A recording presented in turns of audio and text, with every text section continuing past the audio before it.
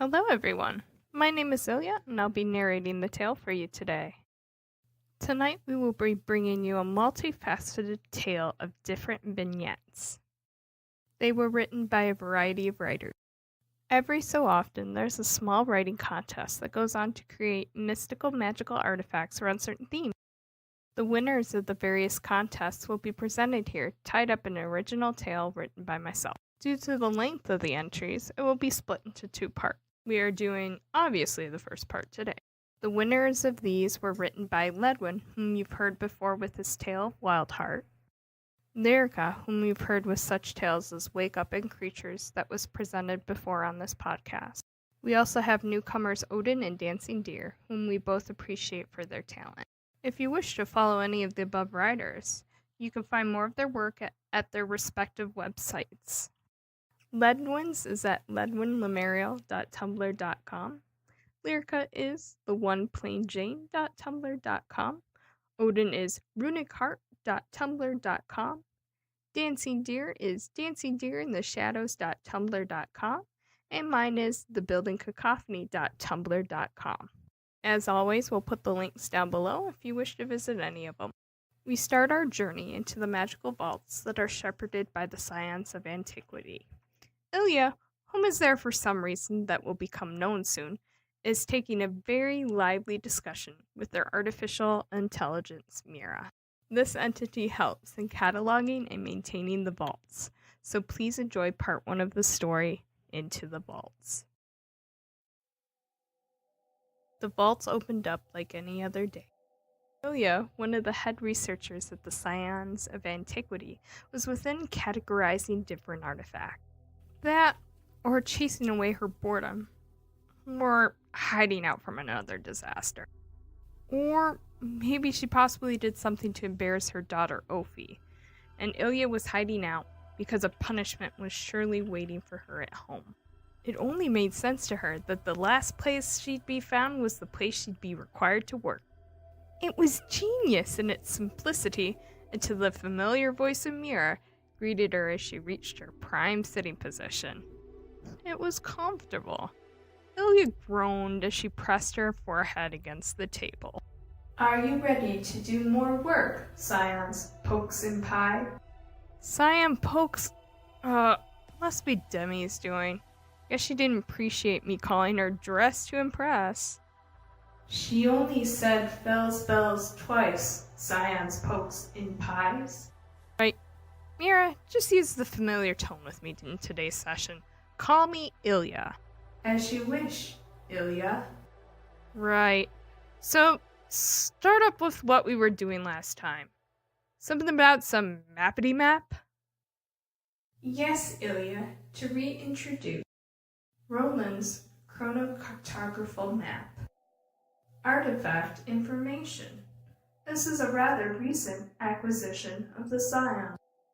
It was part of a box of items that the reliquary sold to them a few seasons past, and then promptly forgotten after the map seemed to change and be inconsistent upon its own. The true power of the artifact is that by gleaning into alternative timelines, it projects a sort of guess or estimation of what the terrain and the map will look like 3 weeks ahead of the current date. Unfortunately, due to the chaotic nature of the timelines, it's almost impossible to be certain whether the map is going to be fully accurate. However, in momentous occasions, when the impact of a turning point that affects many timelines happens, the map becomes far more accurate. The appearance of the item is like any other, though it radiates both chronological origins and that of the arcane. The history of the map was Roland was a royal cartographer who was in charge of trying to map out the lands of a growing Suramar, but because of the increasing amount of change, took it upon himself to have the map commissioned. After several embarrassing incidents, when the projected changes did not come to pass, and he lost his appointment, the map was lost, only to be found in a box of items in Suramar. This box was taken by the reliquary, who tried to figure the item out, but after not seeing any considerable changes to the map, and having far too much else to go through, sold the map off to the science with several other small, unimportant items. Ilyea pipes up at the end. Do Demi and Lledwyn still sleep with the thing?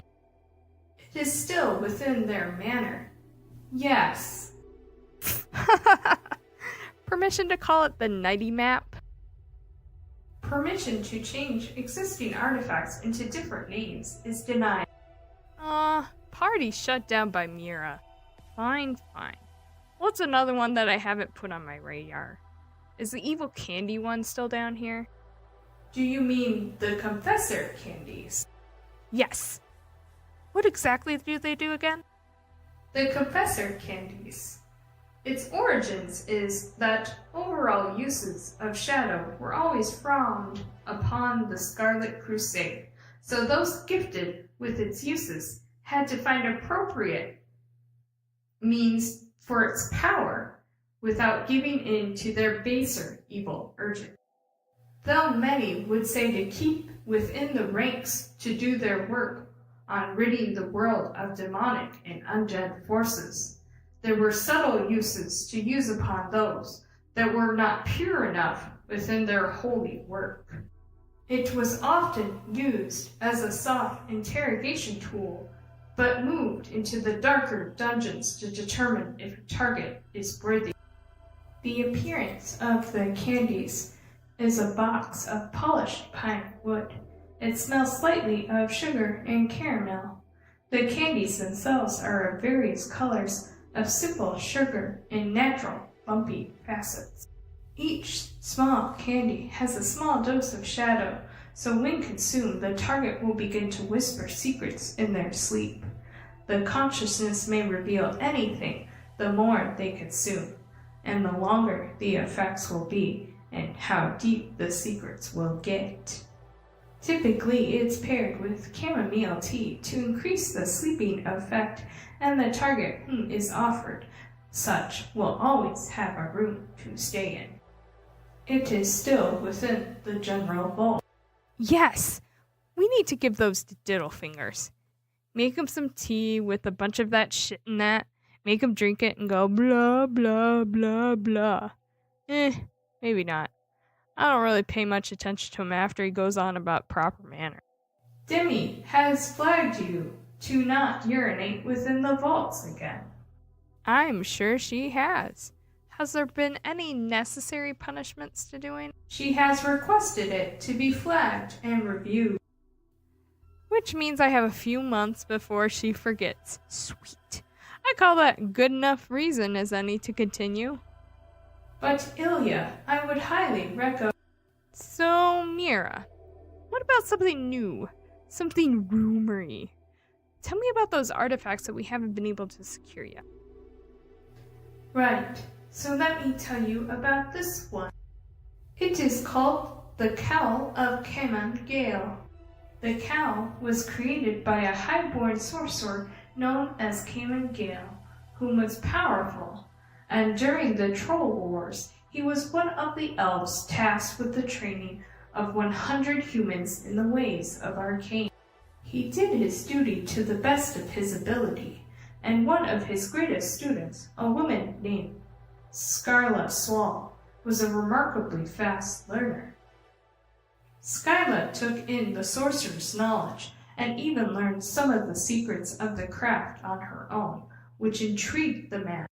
Skyla was a plain woman, even for a human, but she had a simple elegance in the way she carried herself, and a whip as sharp as any elven sword, and in the time as the two spent more time together, Caiman Gale found himself falling for the human woman without even realizing it. The two rarely were able to spend time alone together, too many of the other students demanding the sorcerer's time, and his own people doing their best to keep the obvious connection between the two from budding into more intense feelings. Stealing seconds where they could, Cayman Gale was eventually able to profess his feelings for Skyla, who requited it, admitting her own deep-felt feelings for the exotic teacher she had sought the time so often. As demand for his time grew within the human kingdoms, and more students bombarded him with questions any time he was seen on the street, Cayman Gale knew he had to find a way to be with his love without being seen. To do this, he made a cowl, weaving illusion magic into every strand of the thread used to make it, letting his love drive him forward in his work. His deep love for Skyla and his power in the arcane helped him create the cowl, which he used to walk the streets with her without ever being recognized again, and he stayed with her as she aged, and when her age finally took her, he vowed to never remove the cowl until his own time to pass, and his name was all but forgotten in time. The cowl is known to be made with a deep red silken thread, and is very simple in its looking design, made to be as inconspicuous as possible to aid the magic infused within it. It has a silvery quilling around the edges, which were made to hang low enough to fully cover the eyes and cast a slight shadow around the face. When the cowl is worn, the user becomes unrecognizable, while not invisible. Others find it hard to focus on the wearer, even when deliberately attempting to. The illusion magics on the cowl make it so that the mind refuses to acknowledge the area taken up by the one wearing it, to the point where they could say your name and touch you, and others would be hard-pressed to find out who did it, even if they were the only other person around you. Casting magic seems to end the effect on the cowl, and if one does this, they have to fully remove it and wait several hours before it will function again, as if the magic overloads its enchantments for a time. It seems at this time it is rumored to be found by a thief in Eversong Woods, who uses it to rob unwilling travelers on the road. The thief's name is rumored to be named Jarek the Silver-Tongued. Thanks, Mira. Romantic and, Eversong, you say? Another reason not to go to Eversnore. Hit me with another one, Miri. It is Mira, Ilyea. Right, so another one. How about the monocle of misfortune? The appearance of the monocle is brass with a gold chain. Lens has a slight translucent property to it. Those who wear the monocle will first notice that their vision goes blurry before experiencing a vision of their own demise. 3 days later, they meet that demise. As of today, none have been able to avoid their doom, and extreme caution should be used while holding it. The history of the monocle is it was once owned by Lady Belisandria Elridon, who was a fortune-teller in Murder Row that had a crystal ball as her most prized possession. The woman knew of criminals and such would fraternize in the area for a small fee. She would give insight and advice to some of the most notorious criminals. One day, while giving her daily readings, she met a man whom she fell head over heels for. He made her a promise of a better life, and that he would marry her. Foolishly, the woman believed him and decided to put her business on the back burner and devote herself fully to him. Days went great for a while before he changed. One day, she arrived home and discovered that he had left her for another woman and broke her crystal ball. Devastated by the loss of not only her love, but her money-maker, the woman went out and tracked him down, killing him and his new lover as they slept. Afterwards, broken more than before, she took the pieces of her broken crystal ball and attempted to piece it together. After several attempts, the woman was unsuccessful in putting it back together and decided to end it all.